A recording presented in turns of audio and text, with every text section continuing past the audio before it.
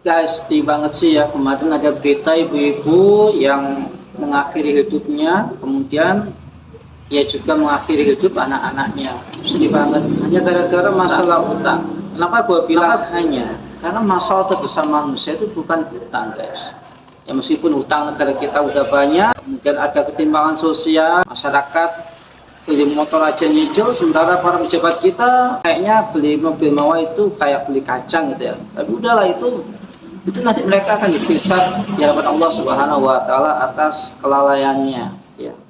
Yang jelas kurang pantas, kurang etis lah ketika masyarakat hidupnya sedang susah, kemudian mereka para pejabat memamerkan kekayaan mereka yang fantastis. Lu bayangin aja, jamnya aja, arlojinya aja itu seharga satu komplek perumahan, bro. Ya, kalau di Pasuruan ini 11 miliar itu dapat rumah satu komplek, ya. Tapi by the way, kita mau kembali ke urusan si ibu yang mengakhiri hidupnya gara-gara utang gitu ya.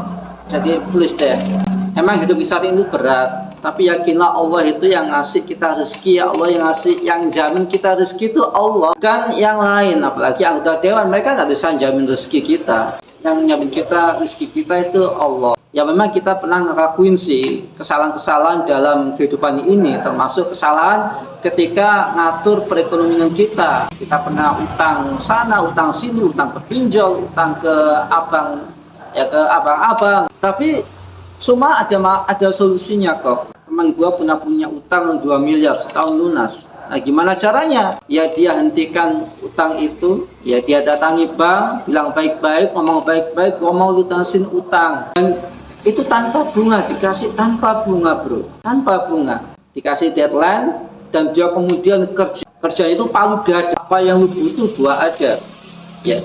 Lu bayangin seorang pengusaha sukses, omsetnya ratusan juta, tiba-tiba jadi tukang cat rumah, jadi tukang batu. Dia sungkem ke ibunya, ke orang tuanya, minta maaf kalau ada salah, minta maaf kalau dia selama ini bermaksiat. Kemudian atas restu kedua orang tuanya, dia kemudian semangat, ya, keluar dari riba, melunasi utang-utangnya.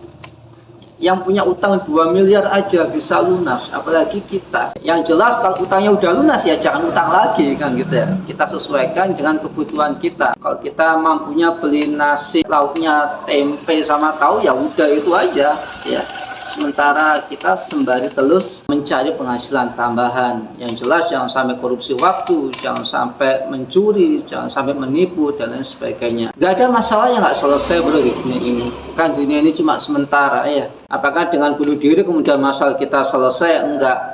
Karena hakikatnya kematian itu hanya pintu gerbang dari kehidupan dunia menuju kehidupan akhirat. Ya, kita akan diminta pertanggungjawaban. Kalaupun kita susah hidup di dunia, masih ada akhirat sebagai harapan kebahagiaan kita, sebagai kehidupan kita yang sesungguhnya, gitu ya.